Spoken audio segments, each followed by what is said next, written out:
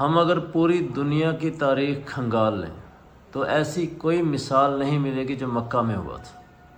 یہ معمولی اختلاف نہیں تھے، یہ ذاتی رنجشیں بھی نہیں تھیں، یہ قتل کے منصوبے تھے، یہ جنگوں کے اعلان تھے، اور یہ نسل در نسل کی دشمنیاں تھیں۔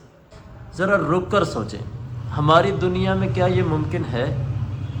کیا ہم باپ کے قاتل کی بات تو چھوڑیں، باپ کے مخالف کو بھی برداشت کر سکتے ہیں؟ ہمارے معاشرے میں تو معمولی اختلاف نسلوں کے لیے بوجھ بن جاتا ہے۔ تو یہاں خون ہے، جنگیں ہیں، قتل ہیں، سب کچھ ہونے کے باوجود دل صاف ہو رہے ہیں۔